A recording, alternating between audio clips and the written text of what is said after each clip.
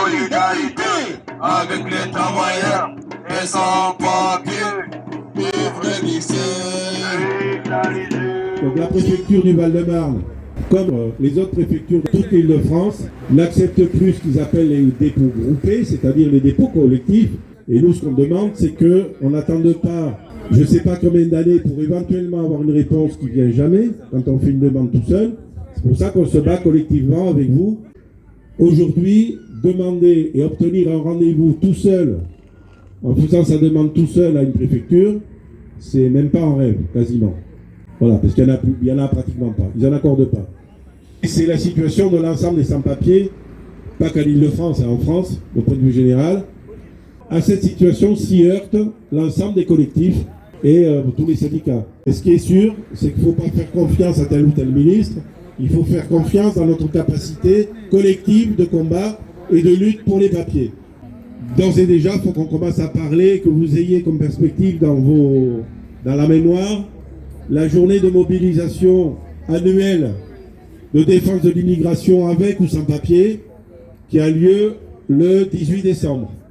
Parce que c'est la journée politique où on discute et on met sur le devant la question de la défense des conditions de vie, des conditions d'existence des personnes issues d'immigration et de combat contre les politiques discriminatoires et des politiques racistes des gouvernements par rapport à toutes les personnes originaires de l'immigration,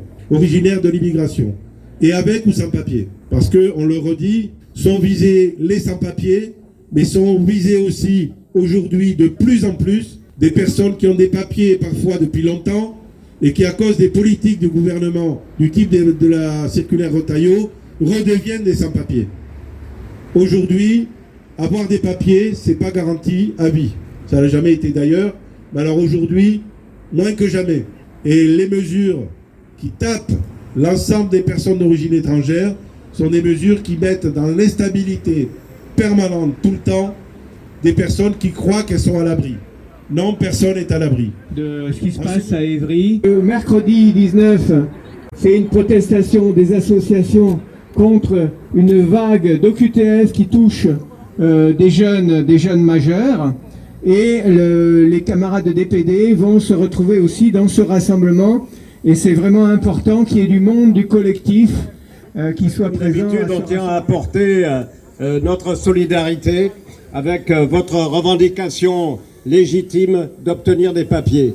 Pourquoi? Parce que vous êtes une partie de la classe ouvrière, vous êtes une partie du monde du travail.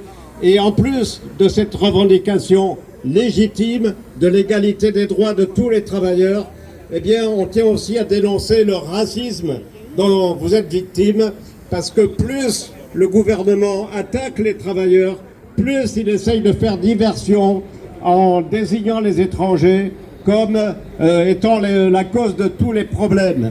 Alors, c'est imbuvable, c'est ignoble tout ce qui peut être dit à l'encontre des travailleurs sans papier et des travailleurs étrangers de façon plus générale. Par exemple, le Rassemblement national, mais d'autres aussi, disent que si la France est en déficit, s'il y a des problèmes budgétaires, c'est en grande partie parce que la France aide trop les migrants. Et ils vont même plus loin. Il y a eu un article dans le Figaro récemment qui dit que une grande partie de la cause de la dette de la France, c'est le fait que vous, les travailleurs étrangers, vous envoyez tout votre argent en Afrique. Voilà le genre d'imbécilité qu'on peut entendre. Alors on pourra en rigoler, mais c'est quand même sérieux, parce que ça vise à faire une chose, à dresser les gens les uns contre les autres. On attaque l'ensemble des travailleurs, ils attaquent l'ensemble des travailleurs pour permettre aux capitalistes de faire encore plus de profit, mais pour détourner l'attention, ils disent tout ça, ça va pas parce qu'il y a les étrangers. Alors voilà, nous on tient quand même à dénoncer cette chose-là, on tient à affirmer qu'on est de votre côté, parce que vous êtes une partie du monde du travail, et à ce titre-là, bien votre revendication elle est tout à fait légitime, et on la soutient. Moi, je voulais aborder un truc, c'est pas nouveau, mais l'histoire de l'AME, là, ils sont en train de préparer, de finaliser un décret pour aggraver les conditions d'accès à l'AME, l'aide médicale d'État, hein, qui permet à quelqu'un qui n'est pas à la Sécu et tout ça de se soigner quand même. Bon, c'est l'aboutissement d'une campagne raciste. Hein. Depuis au moment où ça a été créé, hein, la droite et l'extrême droite n'arrêtent pas de combattre cette mesure simplement de bon sens qui permet de soigner les gens. Et le gouvernement, il se plie à cette campagne raciste et d'expliquer que le trou de la sécurité sociale, hein, c'est de la faute des immigrés. Faut quand même remettre les choses à leur place.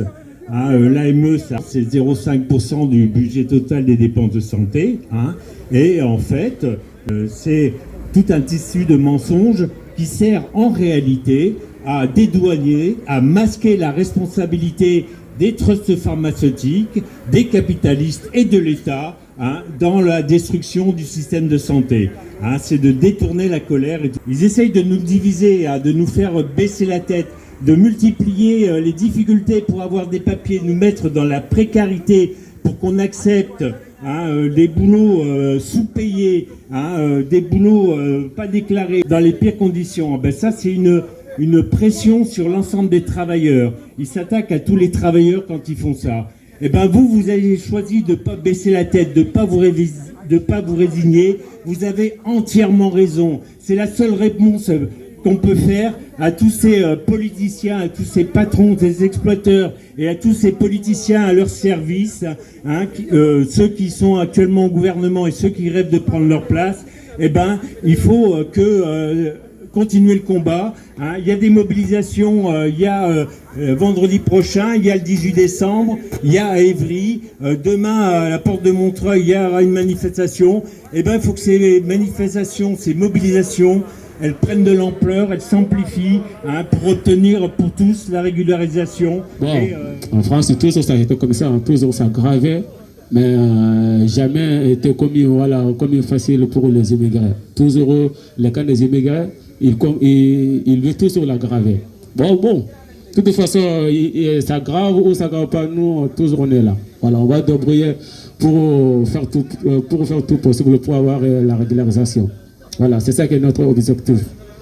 Tout ce que moi j'ai à dire, découragement zéro. Il ne faut jamais baisser les bras. Tu vois? Voilà, il faut qu'on continue. On sait, c'est trop dire. Hein. Ça fait qu'on parle de 4 ans. 4 ans que nous sommes là. Mais jamais qu'on va disparaître comme ça sans obtenir la régularisation. Camarades, on va continuer. Camarades, nous sommes là aujourd'hui. Ce n'est pas la dernière fois et ni la première fois. Nous sommes là pour notre régularisation de tous les travailleurs et les travailleuses.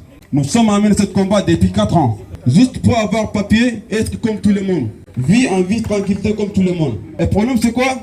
Il n'y a pas de rendez-vous. Rien. Alors, comment on puisse travailler sans papier? Dès qu'on n'a pas de papier, comment on puisse travailler? Pour avoir papier, il faut avoir une demande. Alors, si on voulait demander des papiers, une demande d'attestation de concordance et CFA et fiche de paye. Demande quelqu'un qui avait le papier en attestation de concordance et fiche de paye, c'est pas possible. Comment on va avoir des attestations de concordance ou soit comment on va avoir des fiches de paye tant qu'on n'a pas de papier? Alors, ça veut dire que la personne il doit travailler des papiers d'alliance, des papiers de quelqu'un, des cousins, des frères. Alors, ça nous met en travail des papiers de notre alliance. Après ça, vendredi prochain, il n'y aura pas de rassemblement ici. Vendredi prochain, on se trouve à la ministère de l'Intérieur avec Interco. Vendredi prochain, 15h pile.